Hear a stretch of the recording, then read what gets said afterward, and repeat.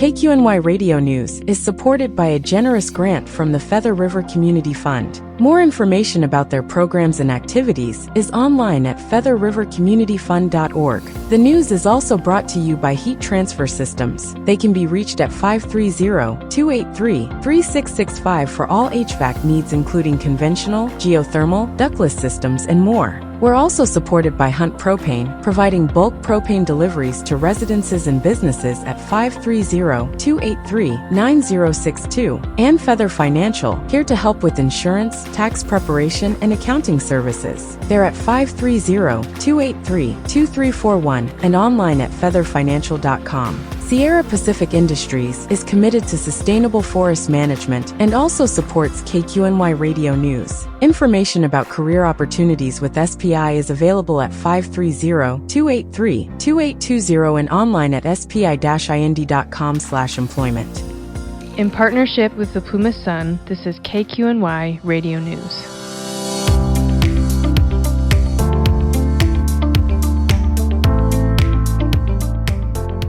Thanks for joining us. I'm Dave Loschiavo. A new report outlines recovery plans for Greenville and Canyon Dam. And I'm Tommy Miles. An investigation by the Plumas Sun finds no evidence of federal ICE agents operating in the Quincy area. Stay tuned for these stories and more on this edition of KQNY Radio News. In its new report, the Community Planning Assistance Team recommends that design and development emphasis should focus on the entire State Route 89 corridor through Greenville to give the area a strong identity. The Almanor Foundation reports that the 2021 Dixie Fire Implementation Strategy has been released by the Community Planning Assistance Team of the American Planning Association California chapter. This report offers a comprehensive roadmap for rebuilding Greenville and Canyon Dam following the devastation of the Dixie Fire, and the Almanor Foundation is highlighted as a key partner. Commissioned by the Plumas County Planning Department, the report provides practical guidance and outlines priorities to help the community implement its vision for recovery. Building on previous efforts, like the Greenville Town Center Design Guidebook and the Canyon Dam Summary Report, the strategy is organized around 5 guiding principles: strengthening local governance and community capacity, achieving economic sustainability, addressing diverse housing needs, creating forward-thinking community design, and streamlining planning and regulations. The report emphasizes the importance of strong partnerships and resource leveraging to meet these goals, said the Almanor Foundation, which is already actively engaged in developing workforce housing and community assistance programs. Suggested initiatives include first-time homebuyer programs, housing rehabilitation, workforce development, and broader community benefit coordination. Collaborations with private and nonprofit sectors are also encouraged to strengthen grant applications and drive recovery efforts. With 43 recommendations, including 18 high-priority actions, this strategy provides a detailed framework for creating a sustainable and vibrant future for Greenville, Canyon Dam, and the greater Indian Valley area, said the Almanor Foundation. Active involvement from organizations like TAF will be instrumental in transforming these plans into reality.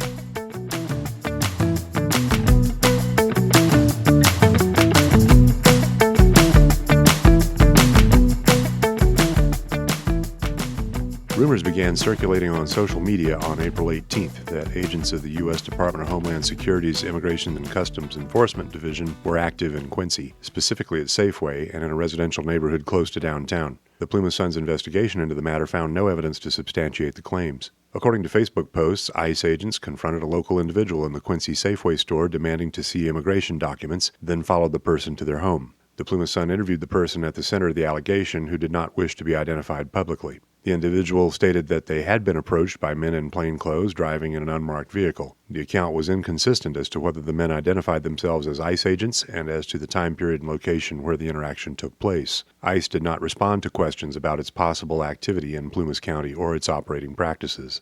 Safeway store manager David Fa'alafua said that he was never aware of any ICE presence in the store. He said Safeway has a company-wide policy requiring any law enforcement agency to show a warrant before searching or arresting anyone in an immigration enforcement action in any of its stores. According to Undersheriff Chad Herman, the Plumas County Sheriff's Office was aware of the social media rumors but saw no indication of ICE activity in the area. Some on Facebook asserted that ICE agents had been seen entering and leaving the California Highway Patrol office on Main Street in Quincy, suggesting that officers may have been processing detainees there. CHP Commander Ryan Pedersen said that no such activity had occurred at the Quincy CHP office and that CHP will neither impede nor assist with any ICE investigation or enforcement action in the absence of an emergency response. Quote, "We have received no request, nor would we comply with the request without specific authorization from the CHP Commissioner," Pedersen said. "I don't believe that there are any ICE agents here in the community. We are not assisting them here at the office. I have not contacted them or been contacted by them," unquote. Pedersen added that the CHP division chief in Redding also has no expectation of contact from ICE.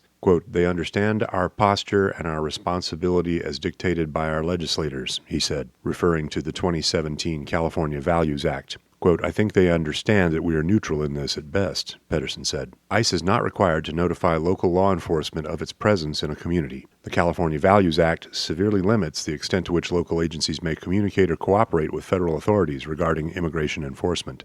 Pedersen expressed a concern about the pattern and effects of the ICE rumors more generally. Quote, "It's not good for the community," he said. "I only care about the safety of our community. Immigration status is not our concern, and that's not to say it's not a violation. We are not trying to get into the politics of that," unquote. He encouraged anyone with any questions or concerns to contact the Quincy CHP office at 530-283-1100. Several civil rights advocacy organizations, including the American Civil Liberties Union of Northern California, offer guidelines for how individuals may respond in order to best protect their rights if confronted by ICE agents.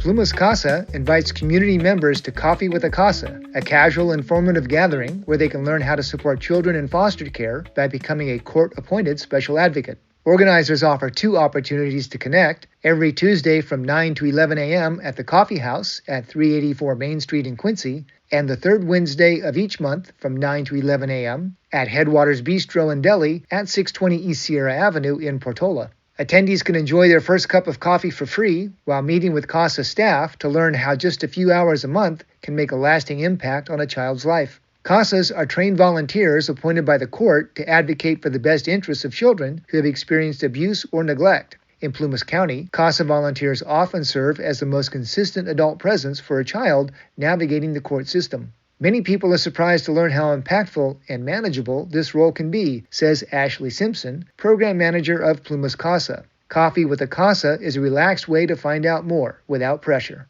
Whether attendees are ready to take the next step or simply curious, they're welcome to stop by, enjoy a warm beverage, and discover how advocacy can make a difference. More information is available at plumascasa.org or by calling 530-283-5515.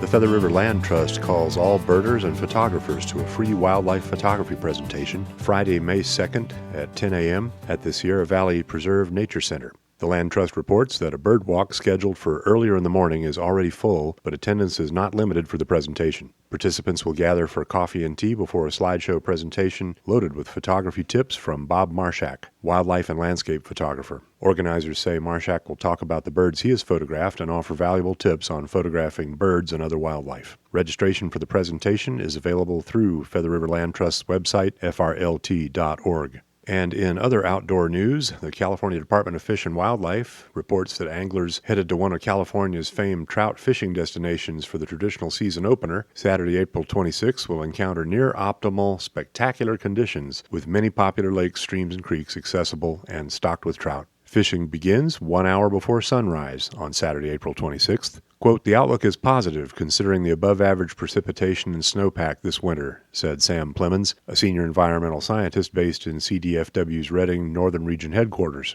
Quote, "Generally speaking, this means the North State streams will stay colder longer into the season, which will be good for trout fishing," unquote. "We're looking forward to an even better season than last year," said Nick Buckmaster, a senior environmental scientist based at CDFW's Bishop Field office. Quote, "Thanks to our normal winter, we expect that fish last year have overwintered well and should be ready to catch. Thanks to the favorable weather and hard work of our hatchery staff, we'll be able to stock more fish in more lakes, and our hatcheries are operating at full production, unquote. For links to information about fishing licenses and other procedures recommended for anglers by the California Department of Fish and Wildlife, please see the article at plumasun.org.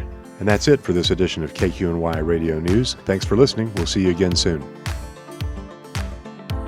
This program is a production of KQNY Community Affairs Programming, and it's powered by the Plumas Sun, a group of Plumas County journalists and organizers committed to providing high-quality, objective coverage of local news. The Plumas Sun and KQNY both depend on community support, so please consider helping us out by going to KQNY919.org and plumasun.org and making a donation. Thank you for helping to keep local news on the web and on the air.